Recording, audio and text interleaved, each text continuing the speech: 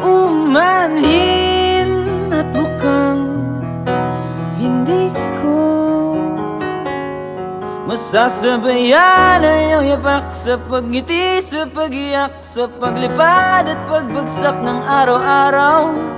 Nakapikit na lang kita, matititigan sa mata, sa panaginip na magpapaligaw. Kamusta ka na kahit huwag nang sagutin? Di ba nawala ang kingdom ng bituin? Sana ganun ka nga pa rin. Cause it's been raining in Manila, hindi ka ba nilalamig? Mahirap pa mag-isang nanginginig. And it's been raining in Manila, hindi ka ba nilalamig? Pag wala ang mga tao. Good morning mga caregiver. Ito naman po tayo. Isang maulang araw, papasok sa trabaho. Ito nga po yung kung nakikita nyo dyan, nag-bike ako. Yan. Umpisa ko na pang video sa labas na ako. Patawid na ako ng kalsada.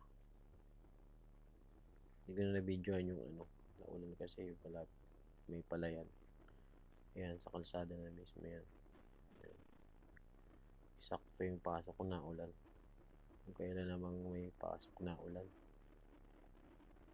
Minsan naman pag day off na ulan din. Yan, ganyan. Hindi ako pwede dumano sa kalsada.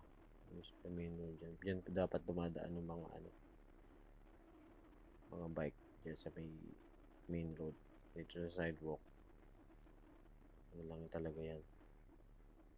Lock. Sidewalk lang talaga. Pero pwede mo dumaan yung bike dyan. Ano lang, ingat lang sa mga nadaang naglalakad tsaka yung ibang nagbabike. Pero sa batas ng Japan, dito talaga dapat sa main road. Pinakagilid ka dyan. Tsaka magbibisikleta. Alam na yun ng mga kotse pagdadaan dyan. Hindi ka pwede nila dyan businahan.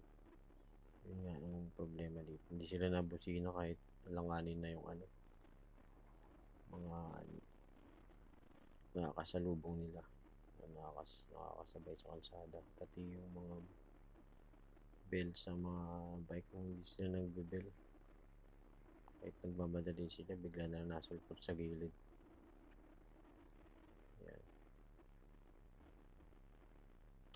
Medyo malakas ang ulan dyan. Hindi ako nag-uniform, nag-put lang ako ng pantalon at saka kapote na overall. Kasi yung kapote ko butas-butas na yung hindi naman butas-butas, may maliit na butas, tumatagos na yung tubig. Yan, barbershop na yan ang gumagupit. Yan, diretso pa, medyo malayo pa yan. Almost mga 30 minutes bike yan.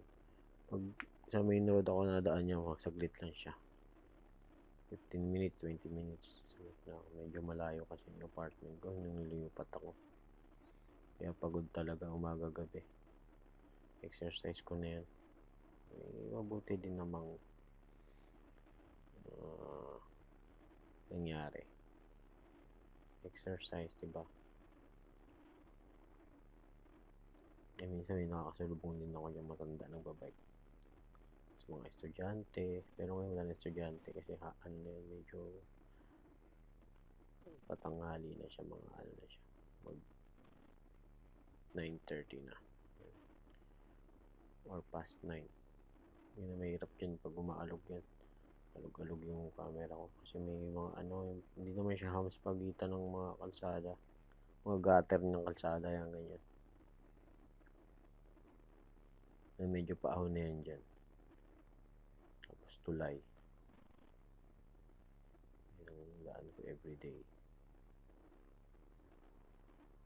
Yes, minsan may nakasalubong ko yung mga Indonesian ata, may sa ulo, naka-cover, mga babae. Minsan talaga trabaho talaga, kaya kailangan mag-ipon. Pwede yung ganyan everyday. Almost 1.5 years ko na yan, winabike, balik-balik. Grabe, no? Hindi ka matyaga, iyak ka dyan. Pero may isa kaming kasamang babae, pero sa ibang facility siya. Malayo din yung binabike niya mula doon sa apartment nila. Kaya nangyari minsan sa kanya, pagod-pagod talaga. Pero exercise niya rin niya. Taba kasi yun. Yung mataba, chubby lang. Chubby lang. Yan, sa kabilang yan, building na yan, tracking yan. Siguro mga supply ng kung ano-anong product. Hindi ko na alam kung anong laman nun. Yan, medyo pababa naman yan. Yun, nakita yung truck, oh. Buti hindi ako gumilid. Pag gumilid ako yan, ako, salpo ako ng mga tubig. Hindi bubusina yung mga yan. Kaya, bigla ka na lang. Takot talaga. Hindi ka sanay sa kalsada, matatakot ka. Pero ako sanay naman ako magbike. Kasi nagdadrive naman ako sa Pinas ng sasakyan. Problema ko lang yung wala akong side mirror. Yung pag lumingon pa ako, delikado na. Baka may biglang bulaga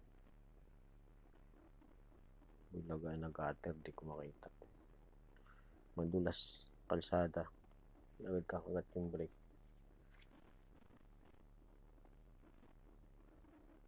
Magdito sana kung ambon lang kasi malakas yung ulan yan. Minsan naabot ako ng malakas na ulan ako. Pati brief ko basa. Pati medyas. Yung yung panlagay ko sa sapatos napunit. Kasi siya, rubber siya. Cover siya sa sapatos. Pwede naman akong bumiling e-bike kaso sayang eh. Bike na lang, exercise pa. Medyo malang e-bike, 5 lapad. Magkano na rin yun sa pera ng Pinas. Ipon mo na yun. Iba mga Pilipino, mabili sila. Siguro malaki sahod nila. Or wala silang estudyante pinag-aaral. Ako may estudyante ako, 2 yung anak ko nag-aaral. Siyempre, panggastos pa sa bahay. Kaya naman, kailangan tipid, itlog,